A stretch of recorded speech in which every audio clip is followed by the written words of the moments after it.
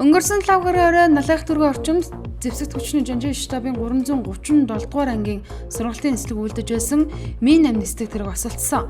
Ослын талаар өчигдөр зэвсэгт хүчний жанжин штабаас албан ёсны тайлбар мэдээлэл хийсэн байна. Нислэг үед 11 зэргийн аль багш нислэг тэргэнд явж байжээ. Тэгвэл ослын улмаас нэг хүн амиа алдаж 10 хүн гэмтэж одоогоор цэргийн эмнэлэгт хэвтэн эмчилүүлж байна. Улсын хурлын чуулганы өчигдрийн нэгдсэн хуралдаанаар эдийн засгийн төлөвлөлтийг хангах тухай хуульд өөрчлөлт оруулах тухай хуулийн төслийг хэлэлцэн гишүүдийн 84.5% нь дэмжсэн байна. Улмаар төслийг анхны хилцүүлэгт бэлтгүүлэхээр төсвийн байнга орон шилжүүлжээ. Засгийн газраас өргөн мэдээсэн дээрх хуулийн өөрчлөлтөөр иргэн хуулийн этгээдийн хөрөнгө орлого ил болгон тайлгнах хуулийн хугацааг эх оны 2 дугаар сарын 20 хүртэл сунгах юм а. Нэмэгдсэн уртгийн албан татварыг зөвхөн аж ахуйн нэгжүүдэд хамаатуулах ойлголт энэ оноос халагдаж иргэд худалдаа авахч нэг бүрт нэмэгдсэн уртгийн албан татварт хамаатай болж байна. Ирэх 2016 оны 1-р сарын 1-ний өдрөөс эхлэн иргэндээ худалдаа авалт бүрээсээ үнийн дүнгээ 2% буцаа авах боломж нэгдэж байна.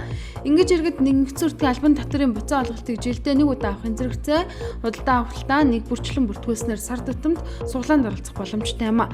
Тэрхүү суглаан нэгтээ 22 тэрбум төгрөгийн шагналын сантай бөгөөд урамшуул нь мөнгөн шагнал байх өгөөд худалдаа авсан бараа бүтээгдэхүүний талон буюу баримтаар таталгаажих юм. Улсын хурлын чуулганы өчигдрийн нэгдсэн хуралдаанаар Монгол ангидын тэргүүндэд ерөнхийлөгч Жавхланг албан тушаалаас чөлөөлөх тухай асуудлыг хэлэлцсэн ч гишүүдийн 50% буюу 27-нд чөлөөлөхийг дэмжсэнгүй. Ингэснээр Төв банкны тэргүүндэд ерөнхийлөгч Жавхлан албан тушаалд хэвээрүүлтлээ.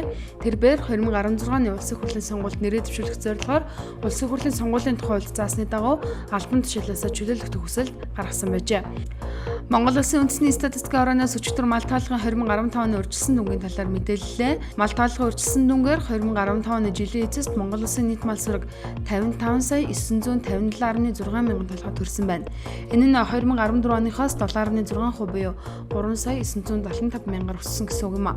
Одоогийн байдлаар Орхон Сэлэнг Дархан уул аймагуудад 3.5-аас 36.2 мянган толгойгоор буурч бусад аймагт 18.3-аас 399.5 мянган толгойгоор өсжээ. 2015 он гарсаар улсын хэмжээнд нийт 4,377 удаагийн объектын галт төмөр бүртгэгджээ.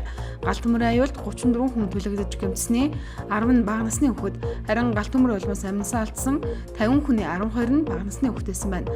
Гал их хөвчлэн фишингийн буруу галгаа, хэд галлах, үнс нурмаа айлзадгаа асгах, гэр ахуйн цахилгаан хэрэгсэл шугамшуулжээний ашиглалт, угсралтын буруу холболт зэрэг иргэдийн санамсар болгоомжгүйс гарч байна гэж онцгой хөтөлбөрийн ерөнхий газраас өчигдөр анхаарууллаа. Шинжлэх ухааны академийн эрдэмтэд хүүхэд залуус зориулан шинжлэх ухааныг хялбаршуулсан цуврал 10 номыг бичиж өчигдөр ерөнхий боловсролын сургуулиуд бэлгэллээ.